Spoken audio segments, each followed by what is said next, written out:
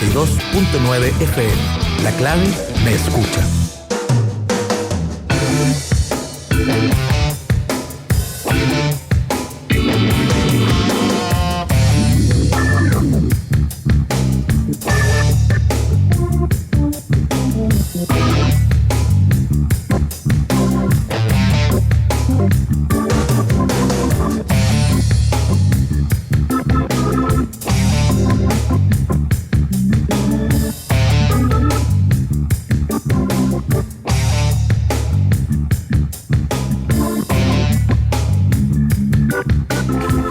Las vacaciones de verano se viven en Club Providencia. Consulta por el programa de verano y las clases de natación intensivas. Más información en www.clubprovidencia.cl. Te están esperando. Sherwin-Williams lanza Color Mix, tendencias de color 2020, de 2020, digamos.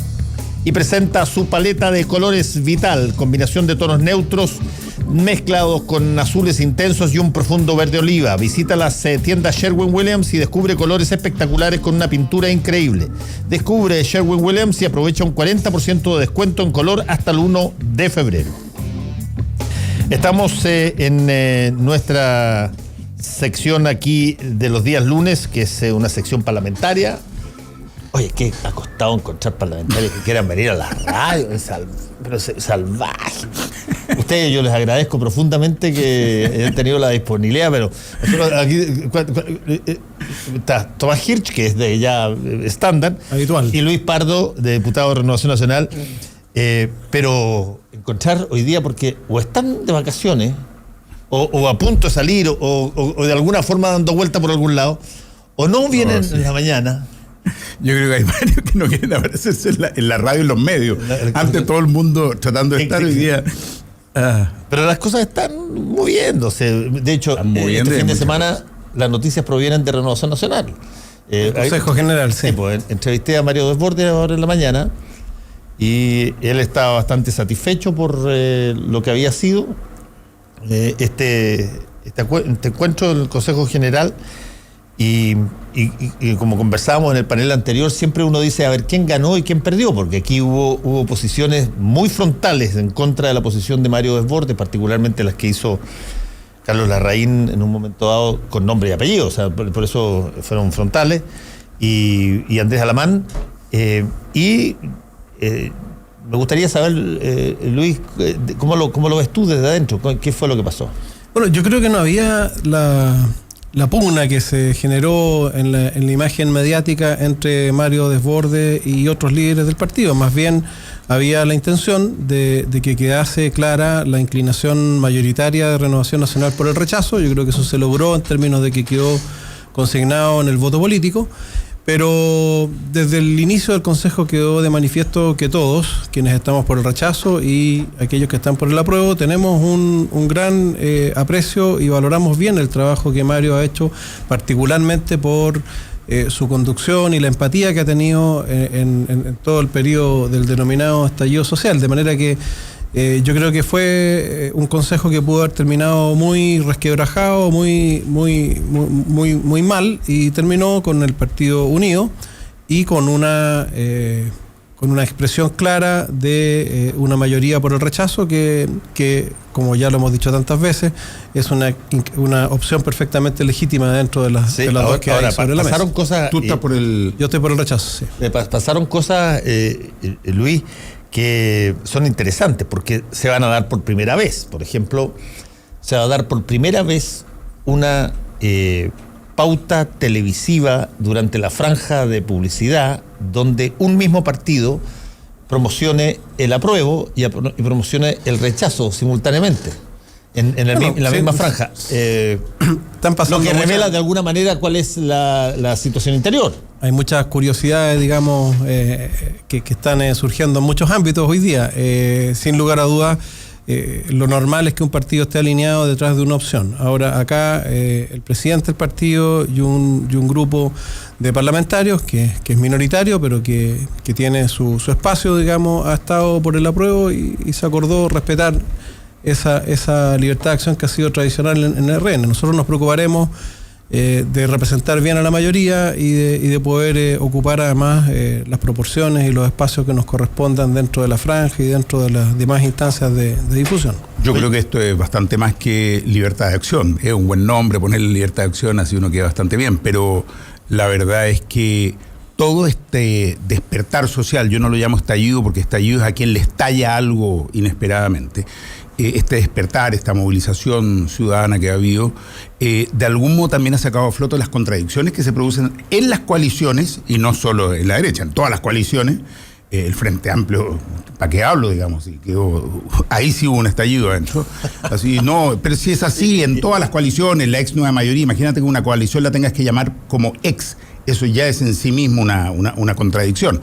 Y al mismo tiempo las contradicciones que hay dentro de los partidos, al interior de cada uno de los partidos. Y creo que en la derecha, una de esas contradicciones que se ha manifestado es que en realidad ha sacado a flote que una parte muy grande de la derecha está por la constitución de la dictadura y que durante mucho tiempo le hacen el quite, dicen que se ha reformado, que tiene la firma de Ricardo Lagos y una serie de otras explicaciones, pero en definitiva están, cuando llegamos a la hora de los que hubo, están por mantener una constitución que fue generada en forma absolutamente ilegítima, una constitución que se genera sin democracia, sin registros electorales, sin discusión, sin debate, sin presentación por parte de la oposición, y que en su contenido es profundamente antidemocrática y ha generado el sistema que en definitiva termina en lo que estamos viendo hoy día en las calles. Bueno. Es decir, un sistema, una constitución, fíjate, yo estuve el fin de semana con los pobladores de los comités de vivienda de Peñalolén, de Antupirén, donde la comunidad ecológica les puso un recurso de protección, ¿no es cierto? Y 360 familias están con riesgo de quedar en la calle.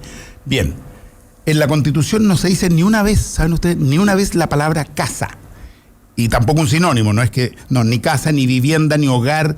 Y la palabra propiedad privada, ustedes saben cuántas veces se repite en la Constitución. Es decir, garantiza ciertos derechos a costa de derechos sociales. Eso es lo que queremos cambiar y la derecha hoy día expresamente, una parte muy importante, lo manifiesta así, pero con las contradicciones propias que digo de este momento. Evópoli, este mismo fin de semana, va por el apruebo. En Renovación Nacional hay un sector, el PRI va por el apruebo. La UDI está claro, que la UDI va por el apruebo mantener la constitución del capitán general, digamos, es el único apruebo que ellos han dado. Pero acá claramente, dentro de la Renovación Nacional creo que se expresa esto que, insisto, es más que libertad de acción, refleja una no contradicción que está viva ahí adentro. No los términos. Nosotros por lo demás también tuvimos termino con esto, ¿no? También tuvimos la consulta interna este fin de semana porque decidimos que ahí están por el rechazo también. No, pero fue interesante porque se decidió hacer la consulta. Si participar o no participar del modo que está planteado. Y participaron los delegados de todos los equipos de base nuestros, que son como 540 equipos en todo el país. Y ganó por un 84,5% participar del plebiscito y por supuesto participar con el apruebo a la nueva constitución. Pero es muy interesante hacer el ejercicio. ¿Pero eso significa que hubo un 16% que no quería? No que decían rechazo, que no estaban de acuerdo con la forma en que se ha planteado, que efectivamente nosotros no firmamos el acuerdo, recuerda. Sí. No lo firmamos porque no nos gustó el modo en que se llegó a esto y estábamos por una asamblea constituyente tal como debe ser una asamblea, con autonomía para definir sus normas, su funcionamiento, con un quórum adecuado, con participación paritaria, en fin, con una serie de elementos que no están hoy día. Pero todos sí estamos por el apruebo una nueva constitución.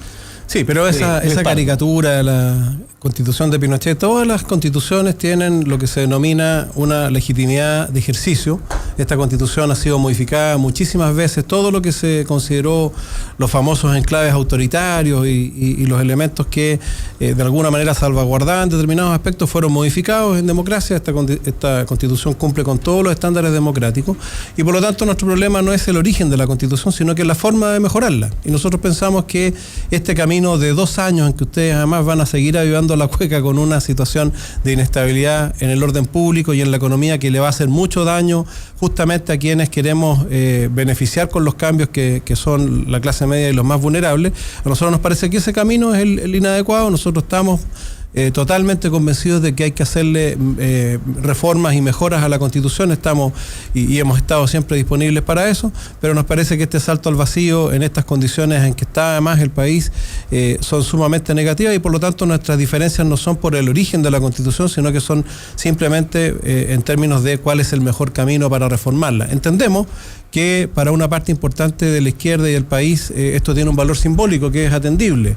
pero hay que ver los costos, y los costos no son solo económicos, son también en la degradación institucional que podemos sufrir por este proceso, y en ese sentido nosotros vamos a apoyar una opción del rechazo, que no es la misma opción del rechazo del inmovilismo o dejar las cosas como están, sino que es una opción con propuestas de cambio muy concretas y con un énfasis muy fuerte en las reformas sociales, porque pensamos que las reformas sociales sí se pueden hacer ahora, sí se pueden sacar adelante y sí pueden dar respuesta a los principales demandas que planteó la ciudadanía en este estallido o despertar social, pongámosle el nombre que quieran, pero evidentemente hay una expresión ciudadana de la cual hacerse cargo. Nosotros estamos trabajando desde nuestras perspectivas y nuestras ideas para dar respuesta a ese malestar, pero pensamos que ese itinerario de 2 años sometidos a los vaivenes, ¿no es cierto?, de un sector de la izquierda además que no respeta las reglas del juego, ya están anunciando cosas raras respecto de lo que podría ser el eventual triunfo de la prueba. A mí me parece que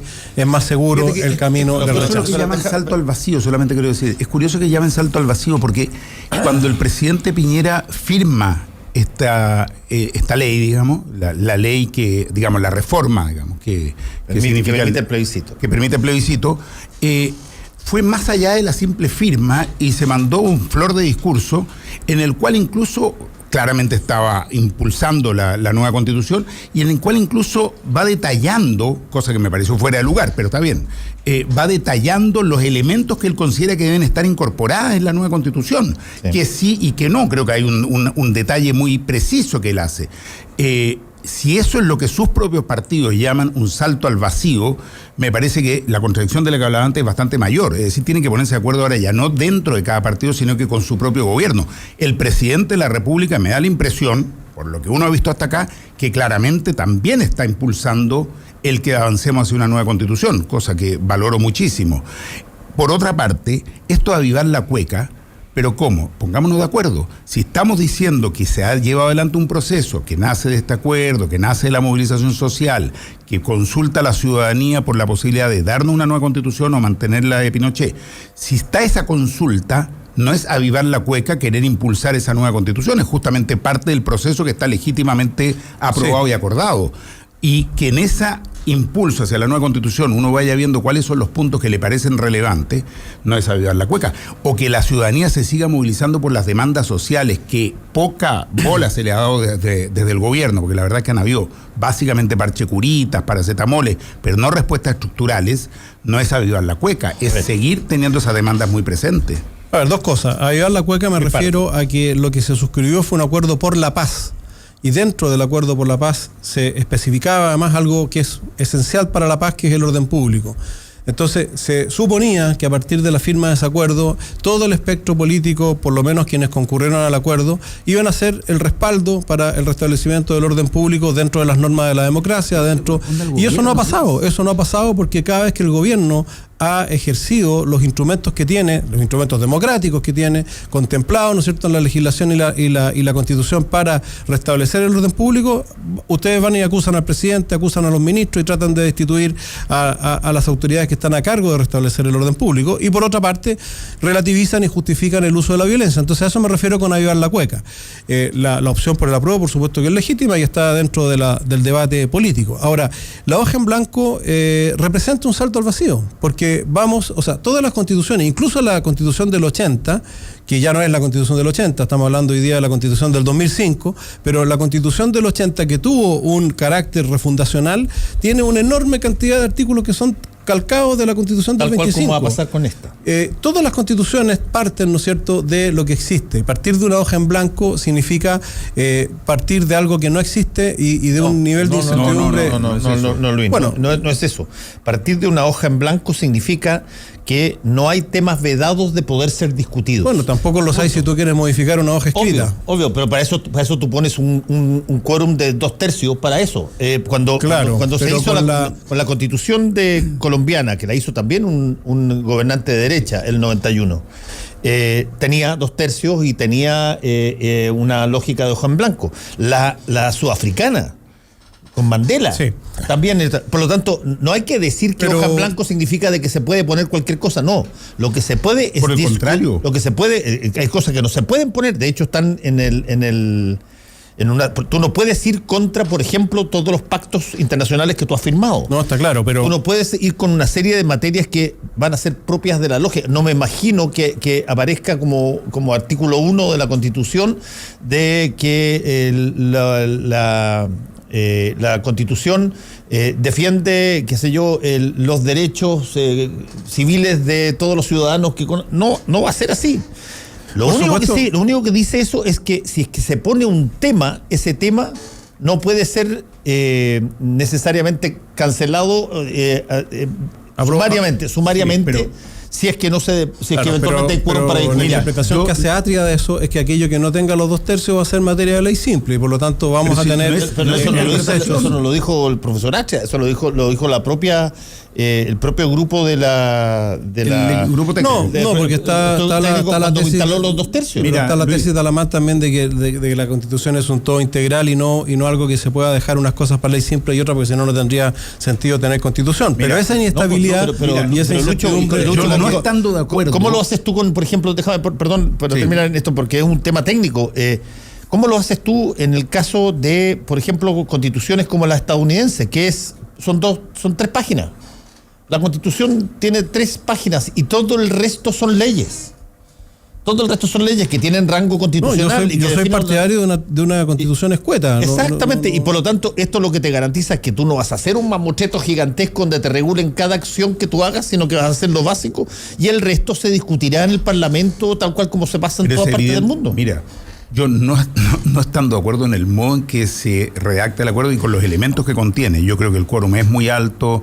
En fin, yo creo que no puedes volver al paso cero si es que no se aprueba al final. El plebiscito de salida dice que se mantiene la Constitución actual. Bueno, a mí me parece que lo que debería seguir rigiendo es el mandato que se genere el 26 de abril, es decir, una nueva Constitución. Y bueno, siga participando, digamos, continuar trabajando un equipo que eso puede tener un plazo, etcétera. Hay otras soluciones, soluciones. Pero Tomás, convengamos una cosa, si que después de todo este proceso no es capaz la Constitución de ser aceptada por la ciudadanía en el plebiscito de salida. No podemos seguir eternamente. Estoy totalmente de acuerdo, Fernando. Pero tú tienes distintos caminos. Mira, uno de los caminos que se han dado a Asamblea Constituyente y que es muy interesante es que tú vas consultando a la ciudadanía en el proceso por aquellos puntos en los que no hay acuerdo. Es decir, no esperas hasta el acuerdo final, sino que por capítulo, en fin, según los temas que se trate. Ese es un buen modo de ir recogiendo, ¿no es cierto?, las mayorías ciudadanas.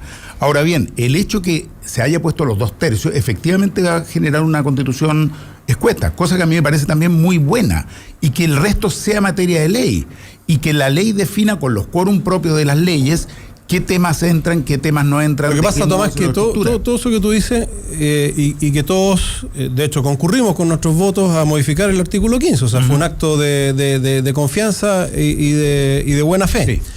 Todo eso estaría muy bien si nosotros pudiésemos y ustedes concurrieran también, bueno, por lo menos quienes suscribieron el acuerdo, a garantizar un proceso ordenado, pero un proceso donde vamos a tener el esquema de funas, de presiones, de violencia permanente, ¿no es cierto?, presionando el sistema. Creo que es un proceso que parte viciado. Y en ese sentido, nuestra objeción, más que al temor de lo que pueda resultar de la deliberación del órgano constituyente, es justamente este camino, este periodo de 2 años de inestabilidad donde es efectivamente un camino que... ¿Qué más violento que el contexto en que se genera la Constitución que nos rige actualmente? Creo que no puede haber un contexto más violento que eso, y sin embargo todo tu sector lo validó, lo aprobó, lo apoyó, le pareció que era legítima. Tú todavía dices que es legítima. Nosotros efectivamente actuamos bajo esa Constitución. Hoy día hay una situación en que efectivamente hay situaciones de violencia, etcétera, y es el gobierno. Nunca ha sido ni los partidos políticos ni la oposición. Es más, creo que sería tremendamente grave, pedirle a un partido político que sea el que se encargue y se responsabilice del orden público. El gobierno ha demostrado una incapacidad total y absoluta. Un intendente, que a mí me tocó conocerlo como alcalde de Lo Barnechea, absolutamente incapaz, salvo la lógica de la represión, de tener una planificación del orden público, del control. Que el gobierno se le ocurra solamente poner vallas de cemento en la Alameda, mira, eso es como el chiste de Donoto, decir que si muevo el sofá se arregla el asunto. Pero que hoy día, hoy, mientras estamos acá hablando, yo estoy mirando ahí en la tele, tengas una PSU que parece un acuartelamiento militar, en que los cabros los han puesto a 2 o a 3 horas de los lugares, pensando que de ese modo se resuelve el problema, es no entender lo que está pasando en el país. Nadie quiere la violencia, yo no la quiero, y jamás vas a encontrar una declaración, pero jamás, mía ni de ningún humanista, valorando y validando la violencia. Pero aquí hay que entender que hay una situación en que es el gobierno el que, curiosamente, frente a las situaciones más complejas, hace vacío. Está reprimiendo un grupito en Plaza Italia y no está haciendo lo que le corresponde hacer. Pero la Plaza Italia es más que un grupito, es la captura de un espacio público donde además vive gente inocente, que es mayoría, y que está absolutamente asediada y vulnerada en todos sus derechos por un grupo que se tomó la Plaza Italia y los alrededores. Ahora, efectivamente el responsable del orden público es el gobierno, pero los partidos democráticos tienen la obligación en momentos de crisis de respaldar al gobierno de turno. A mí no me cabe ninguna duda que si hubiese hoy día un gobierno de izquierda, los partidos de derecha habríamos respaldado las acciones que dentro del Estado de Derecho ejerce el gobierno, cualquiera que sea, para restablecer el orden público. Pero ustedes no colaboran en eso. Mira los proyectos de ley que se ha dedicado a presentar el gobierno. Yo estoy en la Comisión de Constitución, Legislación y Justicia. Uno tras otro proyectos que están orientados a la represión. A tal punto que tuvieron que retirarle la urgencia a de sacar a los militares para cuidar la infraestructura crítica, que ya es totalmente, te ponen en el borde mismo de lo que es una democracia. El ministro Espina dice que esto sigue los procedimientos normales. Tú vas a Francia y ves a los militares cuidando las estaciones de metro y cuidando el Louvre, y nadie dice que Francia está al borde de perder la democracia. Todos los países europeos han utilizado a las Fuerzas Armadas, obviamente con misiones muy acotadas, en este caso la protección de la infraestructura crítica, que es distinta de mantener el orden público. Ahora, los proyectos de ley han sido 3 proyectos que ustedes los votaron en contra, que son los proyectos antibarricada, antisaqueo, ¿no es cierto?, y anti-encapuchado. Los únicos 3 proyectos de la agenda de seguridad. El resto, los grandes proyectos, tienen que ver con la reforma de pensiones, tienen que ver hoy día con la reforma de salud, y tienen que ver con una serie de proyectos que apuntan a parte importante de las demandas sociales, como el ingreso mínimo garantizado, como los proyectos de reajuste, ¿no es cierto?, de las pensiones del pilar básico solidario. O sea, tú no puedes decir que el gobierno, frente a esta situación de demandas sociales, ha reaccionado con proyectos apuntados al orden público. Son 3 proyectos minúsculos, además, que pretenden dar una mínima señal para restablecer el orden público, que, reitero, es responsabilidad del gobierno, pero también es responsabilidad republicana de todos los partidos que están en el sistema democrático, colaborar con el gobierno de turno, cualquiera sea, para ejercer las acciones mínimas de contención del orden público. Yo me quedo con las declaraciones del presidente de tu partido de Renovación Nacional, Mario Desbordes, con quien hemos conversado mucho en las últimas semanas, que ha dicho con toda claridad que los proyectos presentados por el gobierno en materia social son totalmente insuficientes y muestran a un gobierno que está distanciado de lo que está sucediendo, o con lo que dicen muchos de los alcaldes de tu propio sector, de tu propio partido, que dicen el gobierno no está entendiendo, no está captando lo que está expresando la ciudadanía, las demandas. También Mario Desbordes le ha dicho lo mismo que estoy diciendo yo respecto de la actitud de ustedes en materia de orden público, y Mario Desbordes en las últimas semanas ha valorado los últimos proyectos, porque efectivamente lo que tú señalas lo decíamos todos y se lo dijimos muchas veces al presidente cuando partió esto, ¿no es cierto?, y comenzaron los primeros proyectos que tenían que ver con la congelación, el congelamiento, ¿no es cierto?, de las tarifas eléctricas, que tenían que ver con distintos proyectos de ley que se discutieron en ese tiempo. Todos estimamos y manifestamos que se requería mucho más que eso, pero hoy día hay 2 gruesos proyectos que tienen que ver con las 2 principales demandas ciudadanas, que son las pensiones y que son la salud, que están sobre la mesa. Se votó además una reforma tributaria que fue bastante distinta del proyecto original del gobierno, por lo tanto, decir, ¿no es cierto?, que puede que no te guste el proyecto, y eso es legítimo, pero decir que el gobierno ha reaccionado al estallido social con proyectos de seguridad pública es excesivo. Hagamos una pequeña pausa y ya volvemos. Volvemos con Combinación Clave. La clave me escucha. Asegura tu diversión jugando en equipo, descubriendo la naturaleza, chapoteando en la piscina, practicando bowling con amigos y convirtiéndonos en artistas. Además, podrás experimentar la magia de la ciencia. Ven a ser amigos, cantar, reír, competir, cocinar y mucho más. Todos son bienvenidos. Más información e inscripciones, clubprovidencia.cl. Club Providencia, encontrándonos en familia. Una pregunta, no sé si estará dentro del tema higienismo. ¿Te ha invitado a dormir siesta el higienista? No he tenido la oportunidad. Y Ya, no, es una pregunta. En algún momento va a aparecer la pregunta, Mario. Ya, pero de repente, ¿cuántas camas hay en tu casa? Todas, en cada habitación. Como todas. Tres, en cada habitación hay uno. ¿Cuántas camas hay en tu casa? Todas. Todas en cada dormitorio. Soy el gran Roca Balbuena, querido y odiado por muchos. Escuchémonos, amables amarillos, en ¿Qué es qué? De lunes a viernes desde las 16:30 horas. La clave me escucha. Fernando Paulsen y nuestros panelistas e invitados son una combinación clave por la 92.9 FM. La clave me escucha.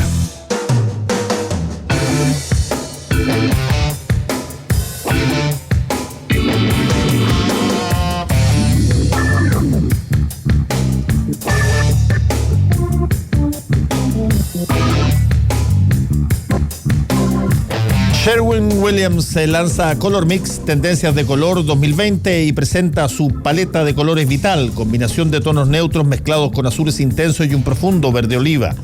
Visite las tiendas Sherwin-Williams y descubra colores espectaculares con una pintura increíble. Descubra Sherwin-Williams y aproveche un 40% de descuento en color hasta el 1 de febrero.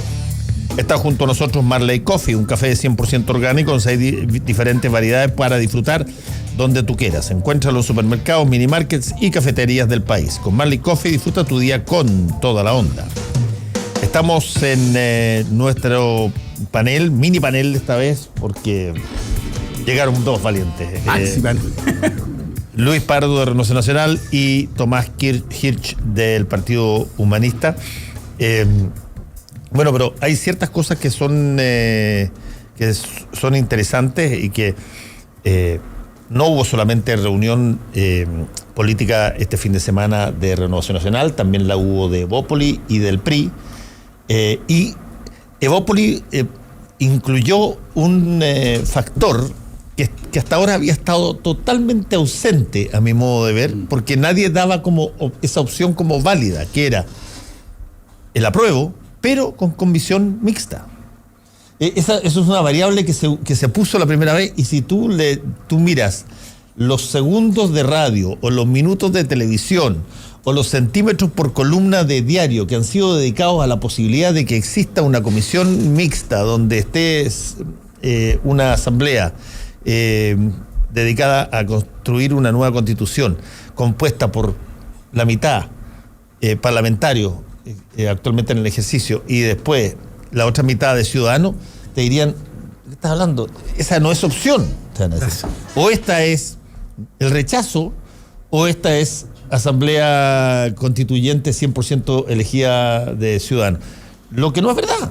Está la posición de de hecho en la franja va a haber 50% del tiempo destinado a la opción de apruebo o rechazo y un 50% al instrumento, cosa que me parece. Sí, solo que el factor yo hago el hincapié de que la opción de convención mixta, es decir, que haya un porcentaje de parlamentarios exactamente igual a la de los ciudadanos, que sea del Parlamento, siempre se desacreditó diciendo con este Parlamento la aprobación bajísima que se tiene. Pero curiosamente tiene una alta, la CADEM sigue apareciendo con un casi en empate técnico con la convención completa. O sea, hay una. Yo lo he dicho varias veces, yo no uso la CADEM ni para bien ni para mal. Pero apareció en otras encuestas también. O sea, a mí me ha llamado la atención que sin haber habido una mayor difusión o debate respecto de la convención mixta o la convención amplia o simple, no sé cómo,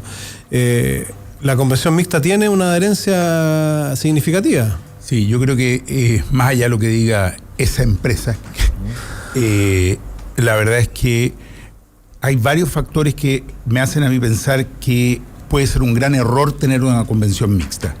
Siendo yo parlamentario, uno podría decir, como no, tenemos derecho. En primer lugar, nosotros fuimos elegidos para ser parlamentarios, para legislar, no fuimos electos para elaborar una nueva constitución. Creo que es bueno que la gente que va a elaborar una nueva constitución sea elegido para eso y estén dedicada a eso de comienzo a fin. En segundo lugar, efectivamente hay una situación de descrédito generalizado de todas las instituciones. No sé si seremos el 2%, el 3% o el 4% de apoyo, pero en general es así. Hay una situación que me parece que valida mucho más a gente que pueda ser elegida de partidos independientes. Yo creo que tendrían que haber habido mucho más facilidades y posibilidades para que los independientes de cualquier color, de cualquier sector, puedan ser candidatos. Una vez más se les pone traba. El mecanismo electoral está hecho a la forma de los partidos políticos, la cantidad de firmas que tienen que juntar los independientes. Se rebajaron las exigencias. Pero hay una cantidad de trabas que no son menor. Tienen que juntar el 0,4% si va solo del padrón electoral del distrito y con un tope del 1,5%. Eso es mucho más de lo que juntan los partidos políticos, que evidentemente ni siquiera tienen que juntar hoy día firmas. Pero además se les ponen restricciones en la franja. ¿Cómo es posible que los partidos tengan espacio en la franja? ¿Y por qué además? ¿Por qué los partidos? Pero es más, puede un partido como lo que está planteando Renovación Nacional llegar a la insólita situación de que están las dos franjas. Esa cuestión es que estoy por la pena de muerte y estoy contra la pena de muerte y entonces estoy de los dos lados. No, pero lo que refleja eso que no tiene una posición única porque está dividido el partido. Bueno, primera cosa que no tiene una posición única, pero además empieza a estar en todas las franjas. Y los movimientos sociales, que son los que han impulsado esto, que tienen mucho que decir, que pueden ser de distintos colores. Yo te digo que hay movimientos sociales de todo, pero no tienen un espacio garantizado y tienen que apelar a que los partidos le hagan el favor, le hagan un espacio por aquí, le den un poco por allá. A mí me parece que está muy mal pensado desde el punto de vista de la participación ciudadana, y la convención 100% electa por lo menos brinda más esa posibilidad, que también tiene su trampa, porque la convención ciudadana tiene 155 miembros. Y la convención mixta en la que están los partidos políticos metidos por medio, para cuadrar la caja, se subió a 183. Una vez más está pensado desde la mirada de los partidos políticos. Siendo nosotros un partido político, nos parece que es una pésima solución. Hay que promover la participación ciudadana. Por eso nos parecía tan importante también el voto obligatorio. Conceptualmente uno podrá estar en desacuerdo, pero aquí hay que buscar mecanismos para que la ciudadanía participe, se comprometa, sea parte de este proceso. Y eso implica abrir espacios, no cerrarlos. Sí, yo creo que la idea de la convención mixta es tener una proporción de la actual representatividad del Parlamento en la convención. A mí me ha llamado la atención la adhesión que tiene, digamos, porque pero puede ser falta de información, pero evidentemente el Parlamento vigente fue elegido democráticamente, tiene la representación y tiene el mandato, además, el poder constituyente establecido igual. Por lo tanto, tener una convención donde haya en proporción exacta a la representatividad o a la distribución actual de las fuerzas políticas, tener una parte de parlamentarios que sin lugar a dudas van a poder aportar también en términos de experiencia y de lo que es el proceso deliberativo, no me parece tan mal. Sin embargo, creo que el punto de fondo, a mí me gustaría que el punto de fondo fueran los contenidos, y en ese sentido me parece que destinarle el 50% de la franja al aspecto de si es constituyente o es convencional, a mí me parece un exceso. Yo creo que el instrumento debiera estar subsumido dentro del resto de la discusión. Pero aquí lo importante es que con convención mixta o con convención plena va a haber una expresión representativa de las distintas fuerzas políticas que hoy día están vigentes en el país. El Parlamento hoy día, con la modificación del sistema electoral, nadie puede decir que no incluyó a las minorías. Hay muchos parlamentarios con menos del 2% de representación, y eso refleja una dispersión y una amplitud de representación bastante amplia, y por lo tanto el hecho de que se reproduzca eso en la Asamblea o en la Convención Constituyente no es el problema. Yo creo que el tema de fondo aquí sí van a ser los contenidos, y en eso debiéramos centrar el debate de aquí en adelante. Ahora, esta es una pregunta, pero más raro me parece todavía que exista la siguiente combinación: sectores políticos que votan rechazo, pero que luego tienen una segunda pregunta en que aprueban uno de los dos mecanismos. Sí. Me parece bastante curioso, digamos. Yo creo que es legítimo, porque en el fondo tú puedes estar por el rechazo, sin embargo, en el evento de ganar el apruebo, vas a participar igual en el proceso siguiente, y por lo tanto tienes el mismo derecho de decir, ¿no es cierto?, cuál es el instrumento que mejor te parece. Sí, yo estoy de acuerdo contigo en eso, Luis. Yo creo que el rechazo no significa que los ciudadanos que votan en contra de una opción legítima que les ponen deben irse para la casa y mirar este proceso como solamente los que están a prueba, porque convengámoslo. Si es que solamente debieran participar las personas que votan a prueba en la forma en que esta situación debiera ser, bueno, tú no tienes a un porcentaje bien importante del país que participa una vez más de una constitución y tendría un problema a largo, al mediano o corto plazo de representatividad. Un comentario al margen. Me parece curioso la situación que se produce ahí, digamos, de que voto rechazo una nueva constitución y un segundo después apruebo un cierto mecanismo para generarla. Creo que es parte de todas las contradicciones con las que muchos de los que votamos. Por supuesto que estoy por la participación de todo el mundo. Yo creo que va a ganar muy mayoritariamente el apruebo. No sé lo que va a pasar con la segunda pregunta. La verdad es que efectivamente creo que se entiende menos también. Para la ciudadanía es menos clara. La primera es re clara. ¿Aprueba una nueva constitución? No aprueba. Para mucha gente que aprueba una nueva constitución está aprobando cambios a la constitución y no necesariamente, y a medida que avanza el debate, yo creo que se va a ir despejando también el tema de lo que implica el mecanismo o ambos mecanismos que están sobre la mesa. Yo creo que hay una gran cantidad de gente que quiere cambios a la constitución, eso no cabe ninguna duda, ¿no es cierto? Pero no necesariamente quieren el procedimiento que le estamos proponiendo a través de la prueba, y esa es la apuesta y el pensamiento de quienes estamos por un rechazo, reitero, más constructivo y propositivo que inmovilista o de conservar lo que hay. Es un rechazo asumiendo que hay urgencia en necesidades sociales que hay que resolver y que hay también necesidad de modificar aspectos institucionales que obviamente han fallado y que no están dando el ancho, pero el camino es la diferencia y en ese camino es donde vamos a centrar probablemente el debate. Oye, y en otras materias que también han estado golpeando justamente en esta situación, hay una situación pendiente que tiene que ver con la acusación constitucional de Felipe Guevara, el intendente de la región metropolitana. ¿Qué tanto, eso se lo pregunté también a Mario Desbordes en la mañana, pero qué tanto eso provoca ruido en todas estas otras cosas que están decidiéndose? ¿Qué tanto el que haya una acusación constitucional genera de alguna manera un empujoncito para los proyectos de ley que se están viendo, para la relación de orden público que debiera materializar el gobierno, para incluso el proceso mismo de la nueva constitución a través de esto, entendiendo que estamos hablando de una figura que es la responsable de la situación que circula en torno a la región metropolitana y que es una figura importante para el gobierno. ¿Qué tanto? Sí, pero además de Felipe Guevara está anunciada la acusación constitucional en contra del intendente de Valparaíso, está anunciada la acusación constitucional en contra de Gonzalo Blumel. Al presidente de la República, como no le resultó la acusación constitucional, lo demandaron por crímenes de lesa humanidad. En fin, o sea, hay aquí un diseño que busca socavar y evitar, ¿no es cierto?, que el gobierno pueda ejercer todos los instrumentos que le franquea la ley y la democracia para responder por el orden público, y hay un doble discurso evidente. Por un lado, decir el gobierno es el responsable, pero cada cosa que hace el gobierno le cuesta una acusación constitucional. Evidentemente eso es, a mi juicio, una irresponsabilidad política muy grande, que además tiene el efecto que tú señalas, enrarece el ambiente en el cual queremos construir acuerdos en torno, por ejemplo, a la reforma de pensiones, como el que se construyó en torno a la reforma tributaria o al que se debiera construir en torno a la reforma de salud. Y eso es muy claro. Yo creo que Tomás representa un sector de la oposición que no quiere esos acuerdos.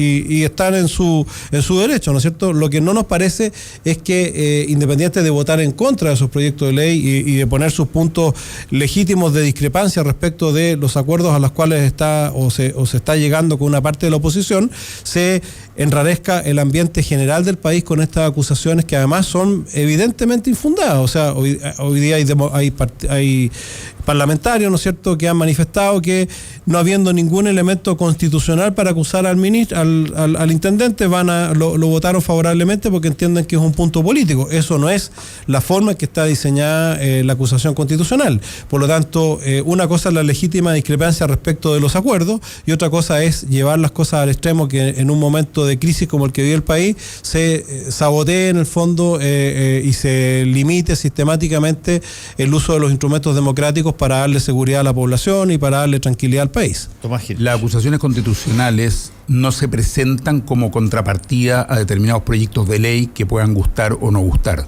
No tiene nada que ver una cosa con la otra. Las acusaciones constitucionales se presentan porque son una atribución y yo diría una obligación establecida en la Constitución que tiene que ver con una función central de la Cámara de Diputados, que es fiscalizar a los gobiernos. Y eso corresponde hacerlo. Y cuando se estima por parte de un conjunto de diputados que hay una autoridad de gobierno que está transgrediendo la Constitución y las leyes, tenemos la obligación de presentar los instrumentos, y uno de esos instrumentos establecidos legítimamente es la acusación constitucional. Eso lo ha ocupado la derecha y yo quisiera entender que en su momento no lo hizo por motivos meramente políticos coyunturales, debiera entender eso, y eso lo estamos usando nosotros hoy día. Y si una mayoría en la Cámara de Diputados y en el Senado consideró que el ex ministro del Interior, Andrés Chadwick, había contravenido la Constitución y se aprobó la acusación constitucional, me parece que no es simplemente un berrinche de algunos sectores que quieren joder la actividad y el trabajo del gobierno. Hubo una mayoría que así lo estimó, lo estudió.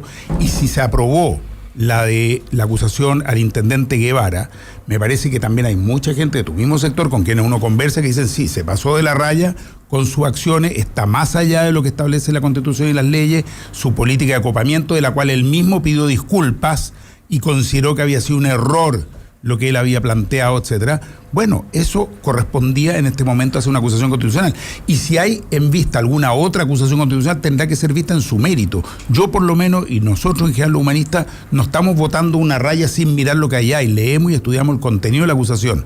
En la acusación al ministro Guevara, que tiene al intendente Guevara, que tiene un capítulo, y en que él, en vez de asumir y responder a eso, se plantó frente a la Cámara de Diputados. Yo creo que ahí cometió además un error táctico brutal, reconocido creo por todos, y empezó a basurearnos, vamos a decir, a todo el mundo, los que estaban ahí, a decirnos que bueno, que si queremos hagamos leyes, que no estamos aquí para...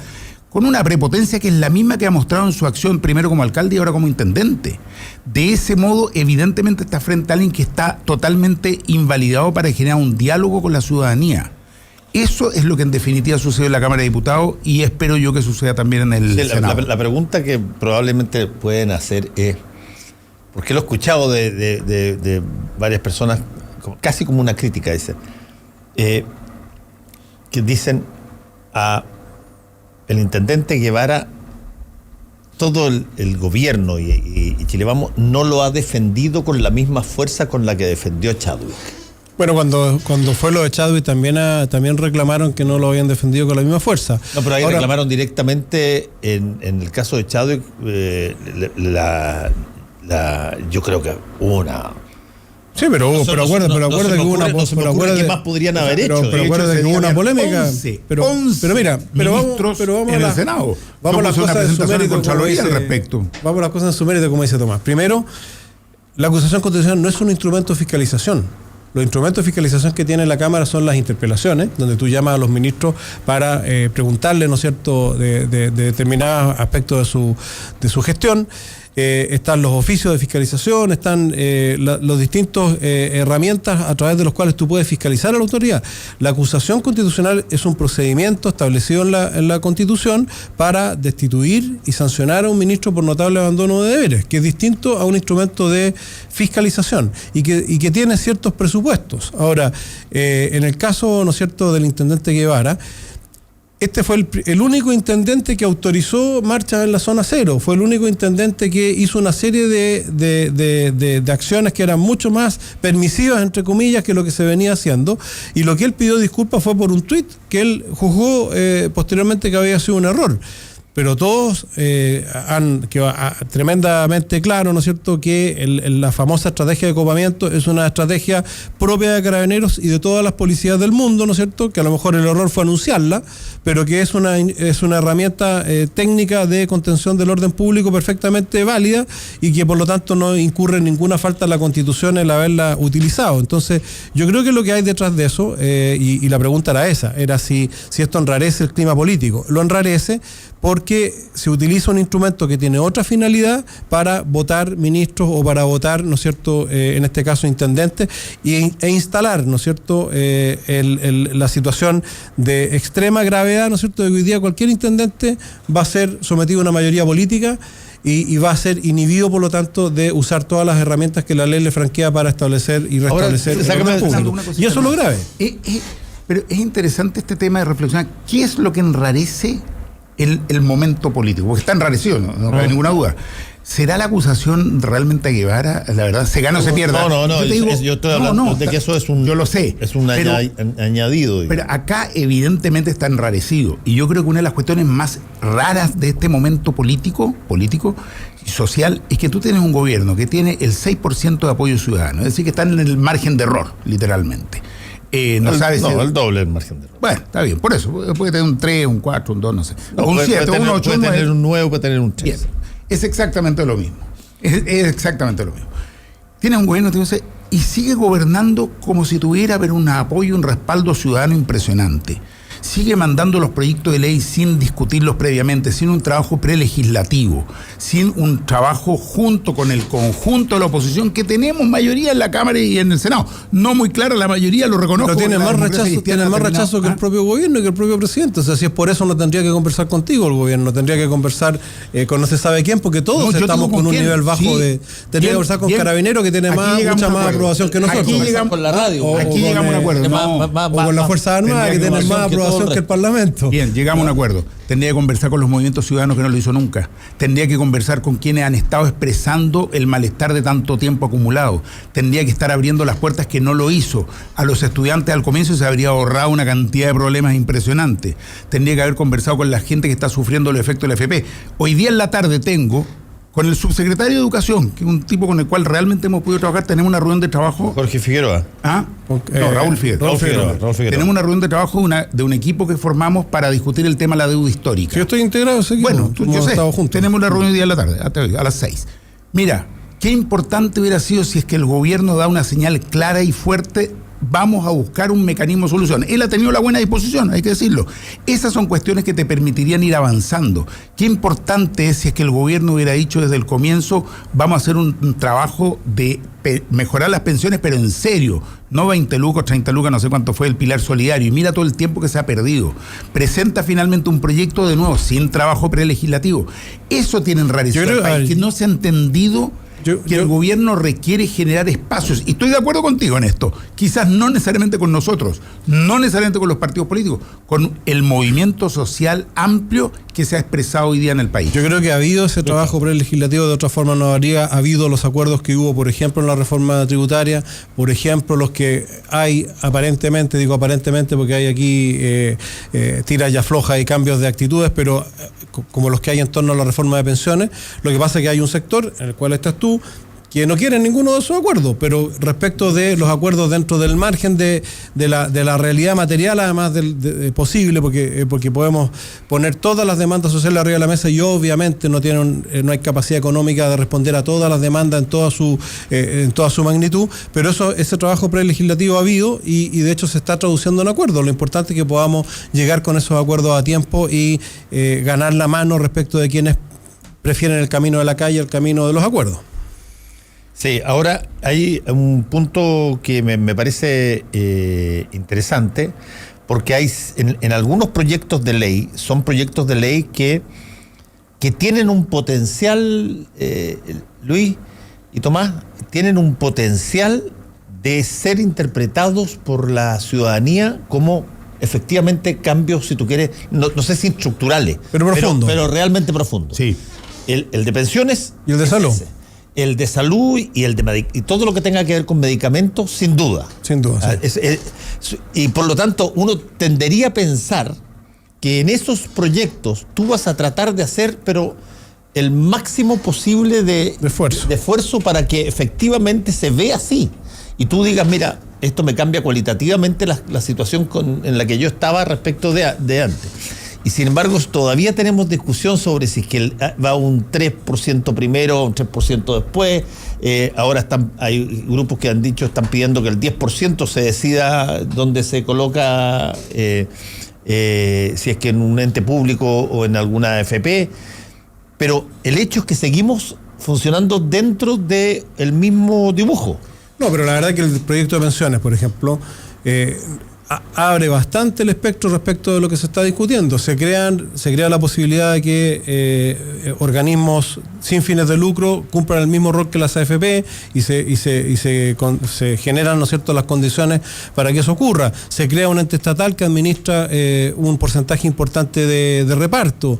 Se incrementa, ¿no es cierto?, con cargo al empleador, pero todos sabemos que eso igual se va a traducir y va a tener un efecto en el empleo, pero se incrementa con cargo al empleador el monto de las cotizaciones. O sea, es un proyecto que le mete el diente a las AFP, que le mete el diente al sistema y que crea un complemento previsional que no existe hoy día. Hoy día tenemos solamente la capitalización individual y se estructura a partir de ese proyecto de ley un sistema de pensiones. Entonces no es que es una discusión que va mucho más allá de los márgenes y los parámetros con que se venía viendo esto en los últimos 20, 30 años. Entonces, y lo mismo pasa en salud, con el Seguro Único de Salud y la reforma del FONASA. Hay una transformación que puede ser gustar o no gustar, o unos querer más o pensar que va demasiado lejos, pero lo mismo, o sea, modifica sustancialmente lo que teníamos y claro, eso cuesta comunicarlo y la ciudadanía, mientras no lo vea traducido en efectos concretos, va a pensar que es la discusión de siempre, pero sin lugar a duda es una discusión mucho más profunda y mucho más ambiciosa